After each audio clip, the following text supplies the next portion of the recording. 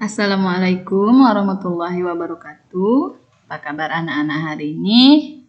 Semoga kita semua sehat ya nak, selalu berada dalam perlindungan Allah Subhanahu wa taala.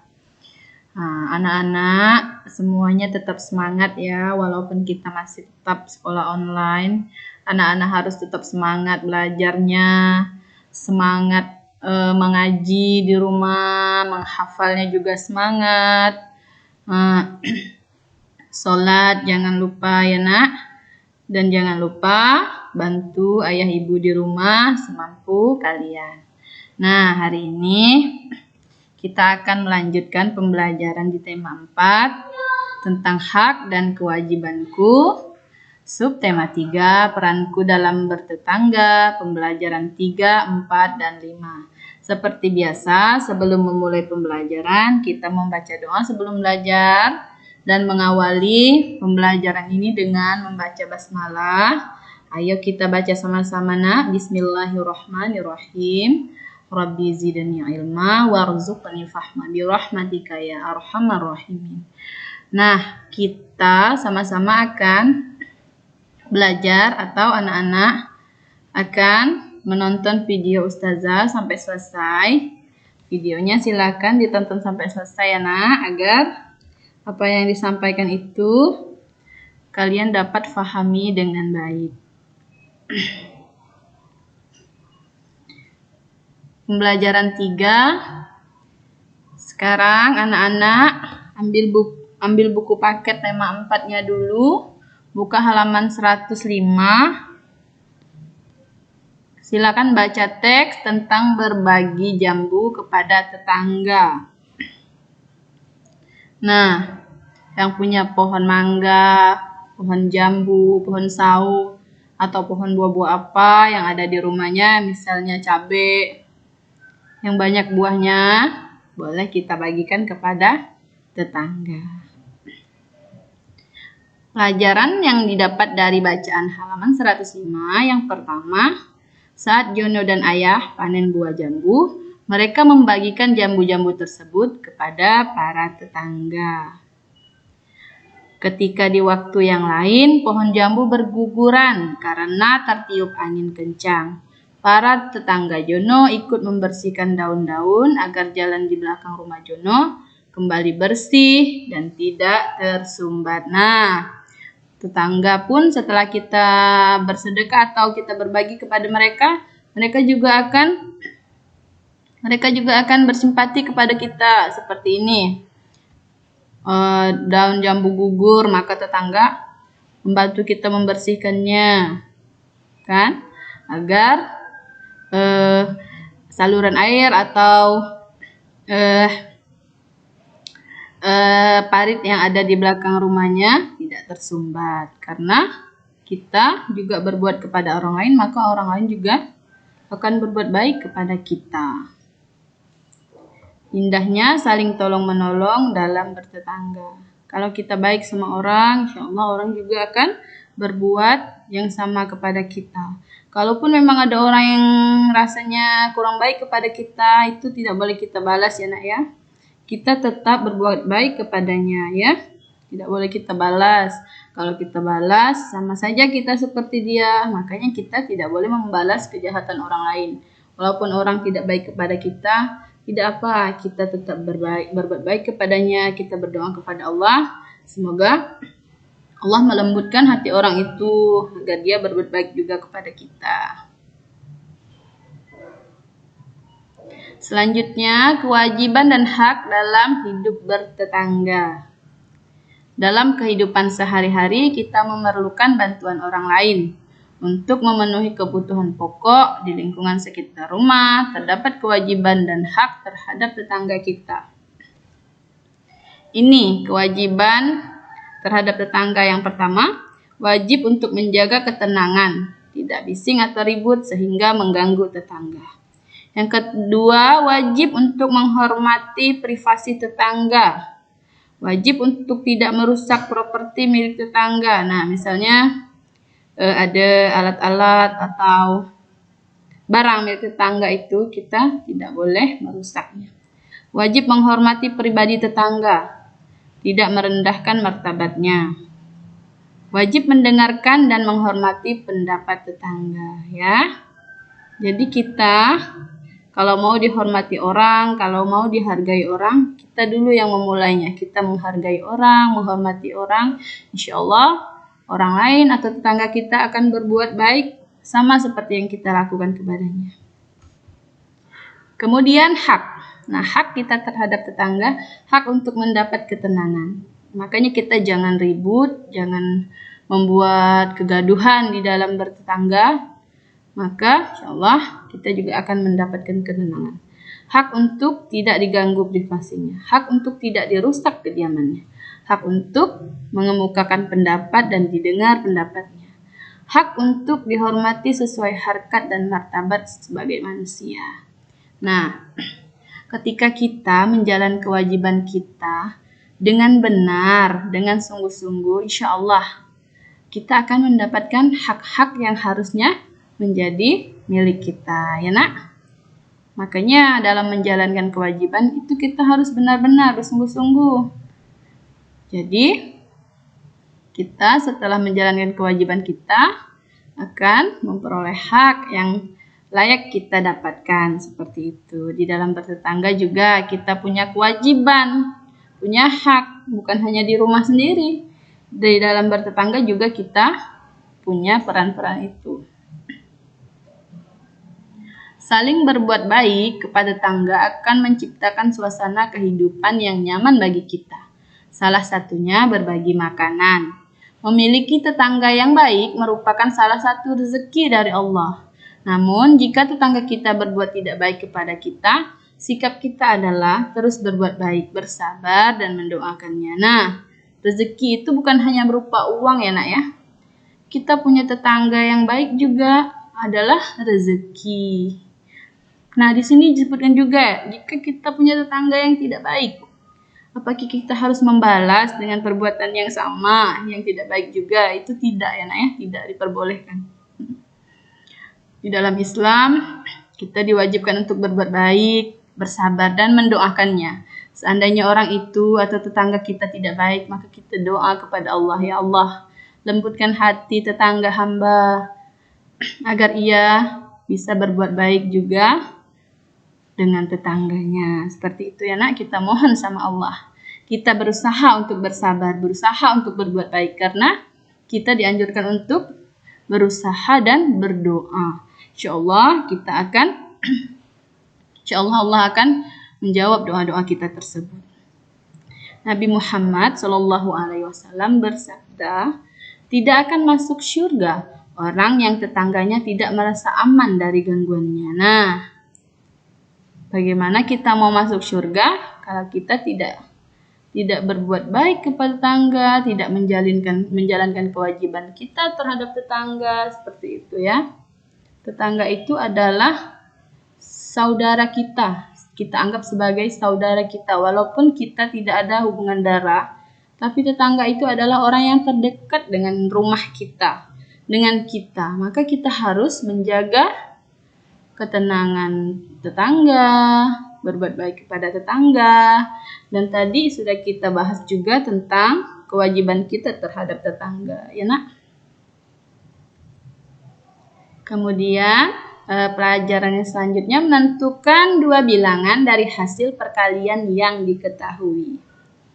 Nah, contoh soalnya, Jono membagikan jambu kepada tetangganya sebanyak 150 butir. Buatlah kemungkinan berapa banyak tetangga yang menerima jambu dan berapa banyak jambu yang diterima oleh tetangga Jono. Nah, yang ditanyakan adalah berapa banyak tetangga yang mendapatkan jambu dan berapa banyak jambu yang didapatkan oleh tetangganya Jono. Kemungkinan bilangan dapat ditentukan dengan memasangkan bilangan yang hasilnya telah diketahui. Langkah yang pertama, membuat kalimat matematika. Nih, istilahnya seperti rumus itu ya, nak ya.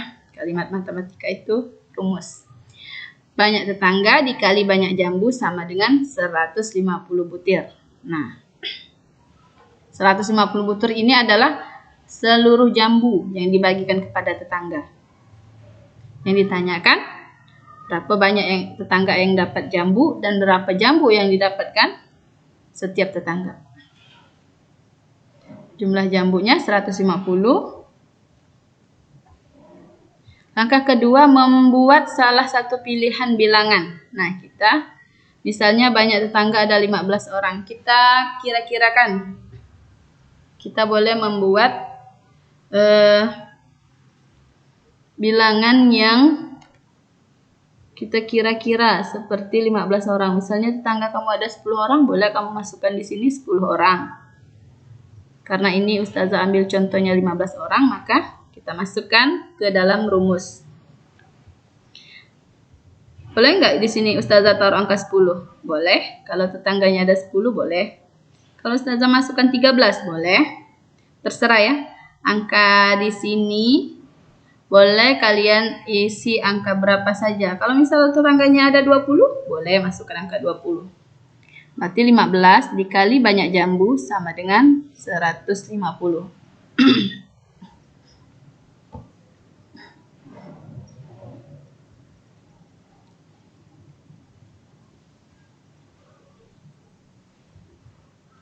Langkah ketiga, membagi bilangan hasil dengan bilangan pilihan. Jika banyak tetangga adalah 15 orang, maka banyak jambu adalah, nah tinggal kita bagi. Jumlah seluruhnya kita bagi dengan banyak tetangga, maka dapatlah banyak jambu. Jambunya ada 10. 150 bagi 15, hasilnya 10. Nah, sebaiknya angka yang di sini angka kelipatan dari 150 agar hasilnya bulat atau pas, misalnya 10, 20, pas dia. Tidak pakai koma-koma seperti itu ya. Sebaiknya kita kasih angka kelipatan dari 150, misalnya 5, 10, 15. Maka kalau sudah kita tentukan banyak tetangganya, kita bagi seluruh jambu yang dibagikan dibagi dengan banyak tetangganya, maka dapat 10 jambu. Banyak tetangga dikali banyak jambu sama dengan 150. Maka 15 dikali 10 sama dengan 150. Nah, dia kalau sama dengan ini kita satukan jadi kali dia. Kalau dia pindah ke sini angka 10-nya maka dia jadi kali. Sehingga banyaknya jambu adalah 10. Jadi jambu yang diterima oleh tetangga Jono adalah 10 jambu. Tetangganya ada 15. Setiap tetangga itu dapat 10 jambu. Maka semua jambu atau semua jambu yang dibagikan itu adalah 150 jambu. Pembelajaran 4. Bacalah teks halaman 115 yang berjudul Hewan Peliharaanku. Kalian buka buku tema 4 halaman 115. Ya, silakan ambil bukunya. Dalam teks tersebut ada masalah. Masalahnya yaitu Salman dan Sofia kehilangan kucing peliharaannya. Ternyata kucingnya selama 2 hari berada di rumah Ibu Ratih, tetangga mereka. Cimut, kucing Salman dan Sofia membuang kotorannya di teras rumah Ibu Ratih. Keset dan juga sepatu menjadi kotor karena bulu cimut. Suara mengeong Cimut juga mengganggu keluarga Ibu Ratih saat malam hari.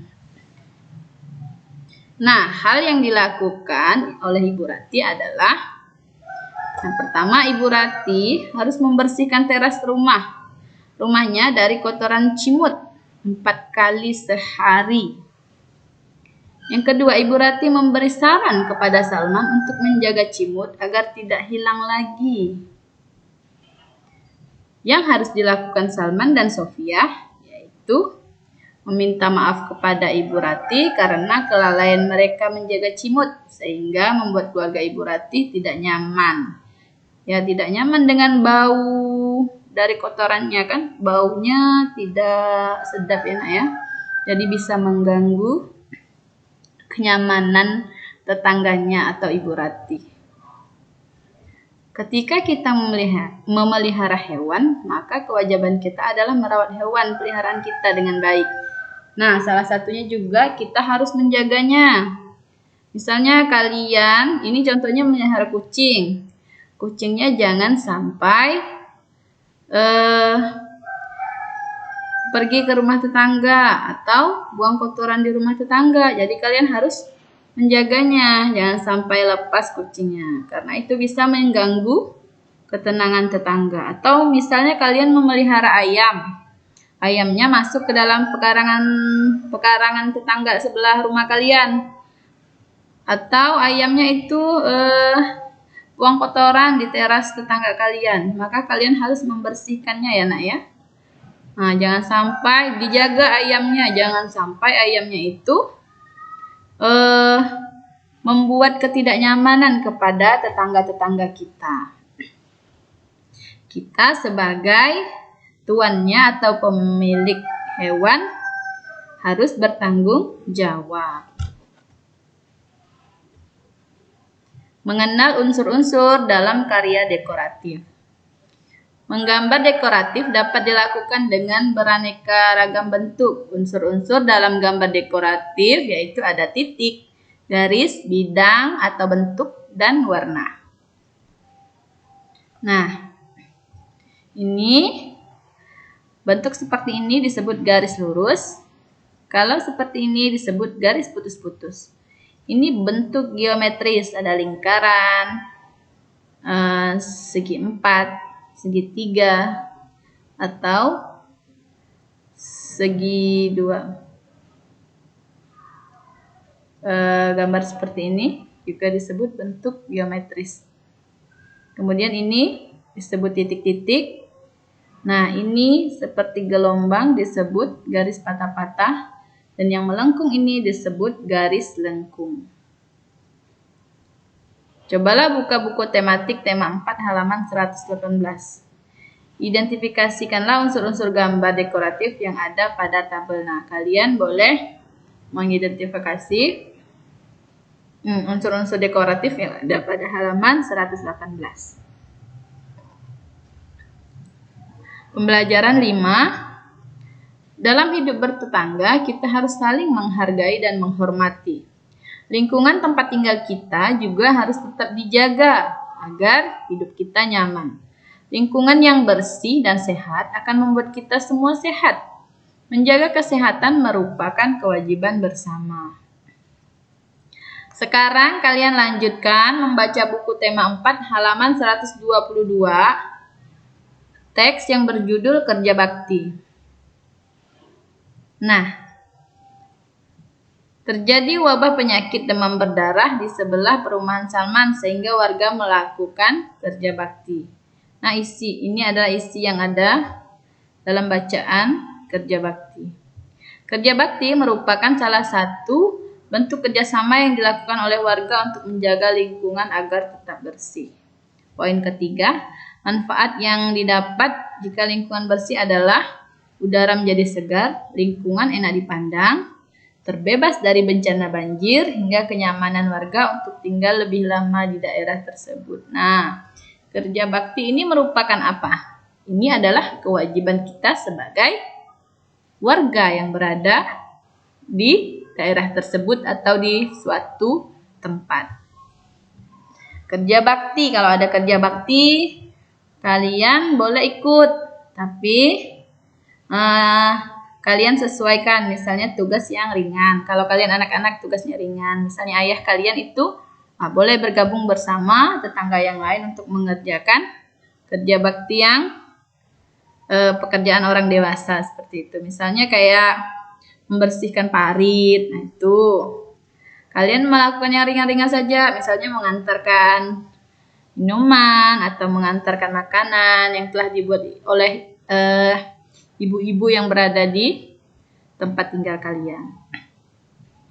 Kalian tidak boleh mengerjakan sesuatu yang tidak bisa kalian kerjakan atau yang berbahaya, seperti memegang senjata memegang alat-alat tajam itu kalau berbahaya itu jangan ya nak ya. Kita tidak boleh bekerja yang kita tidak bisa seperti itu. Kerjakan sesuatu yang bisa kita bantu. Karena kalau kita tidak bisa itu bisa membahayakan kita juga. Menentukan bilangan yang salah satu hasilnya diketahui.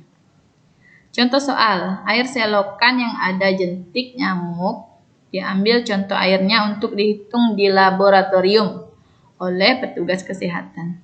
Jumlah jentik nyamuk yang dapat dihitung dalam sekali pengambilan contoh air sebanyak 270 jentik nyamuk yang diambil dari 3 selokan. Berapa banyak jentik nyamuk dalam satu selokan?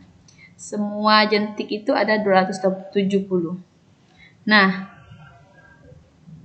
selokannya ada 3, maka setiap satu selokan ini berapa jentik nyamuknya dalam satu selokan?